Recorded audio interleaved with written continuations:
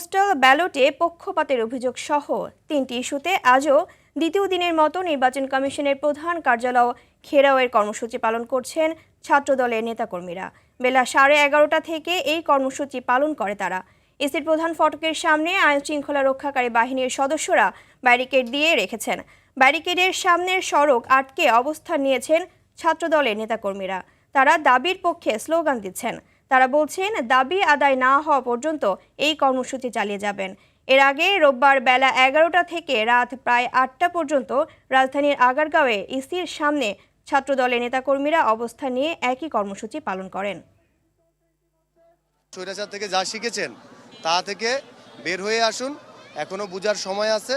আগামী নির্বাচনে একদম গণতান্ত্রিক একটি সুষ্ঠু নির্বাচন অনুষ্ঠিত হয়, তার জন্য ছাত্রদল যা করা তা করবে ইনশাআল্লাহ। যতদিন কর্মসূচি অব্যাহত রাখবে আমরা ঢাকা মহানগর দক্ষিণ ছাত্রদল ততদিনই রাজপথে অবস্থান করব এবং আমাদের ন্যায্য দাবি আমরা আদায় করে নেব ইনশাআল্লাহ। গতকাল সুশৃঙ্খল ভাবে আমরা এখানে তপ্ত রোদকে উপেক্ষা করে অবস্থান করব এবং আমাদের দাবি আদায় করতে যদি সারা রাত এখানে অবস্থান করতে হয় আমরা সারা রাত ব্যাপী এখানে অবস্থান করব। দর্শক, রাজধানীর আগারগাঁওয়ে নির্বাচন কমিশন থেকে সরাসরি যুক্ত হচ্ছেন সহকর্মী নাজমুল হুদা।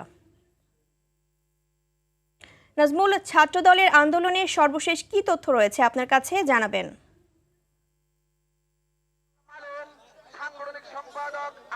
ইভা, দীর্ঘ প্রায় 6 ঘন্টা হতে চলল ছাত্রদল এখনো নির্বাচন কমিশনের যেই ভবন রয়েছে সেই ভবনের সামনে অবস্থান নিচ্ছে। তো তারা সকাল 11টা থেকে এখানে অবস্থান নিয়েছে।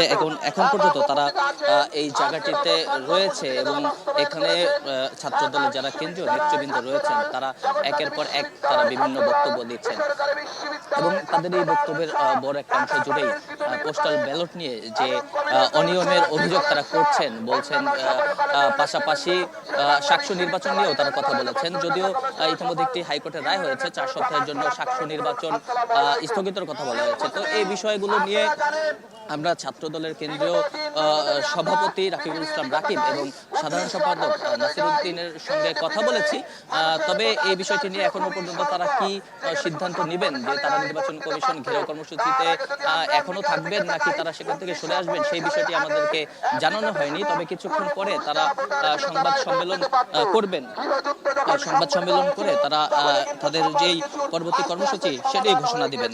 তো এখন পর্যন্ত তাদের যে অবস্থান সেটি হচ্ছে যে তারা নির্বাচন কমিশনের বাইরে রয়েছেন এবং এখানে থেকে বিভিন্ন ধরনের স্লোগান দিচ্ছেন এবং তাদের এই ঘেরাও কর্মসূচিকে ঘিরে কিন্তু আইন শৃঙ্খলা রক্ষাকারী বাহিনীও তৎপর রয়েছে। এখানে পুলিশ, র্যাব, সেনাবাহিনী, কোস্টগার্ড, বর্ডার গার্ড সহ বিজিবি সহ আইন শৃঙ্খলা রক্ষাকারী বাহিনীর সদস্যরা রয়েছেন। তো এখন ঠিক 4:45 বাজে। তো এর আগে তারা যেটি আমাদেরকে জানিয়েছিলেন যে তাদের নির্বাচন কমিশন যদি তাদের যেই দাবিগুলো রয়েছে সেই দাবিগুলো মেনে না নেয় সেক্ষেত্রে তারা এই সড়কের ওই পাশে যে নির্বাচন কমিশনের যে প্রধান ফটক রয়েছে তারা সেই প্রধান ফটকটিতে যাবেন। তবে এখন পর্যন্ত তারা সেখানে যাননি। তারা পরবর্তীতে সেখানে যাবেন নাকি কি ধরনের কর্মসূচি নেবেন সেটা হয়তো কিছুক্ষণের মধ্যেই আমাদেরকে জানাবেন। তো আমরা পরবর্তী সংবাদে সর্বশেষ তথ্য জানাতে পারবো। ইভা। নাজমুল, ধন্যবাদ আপনাকে।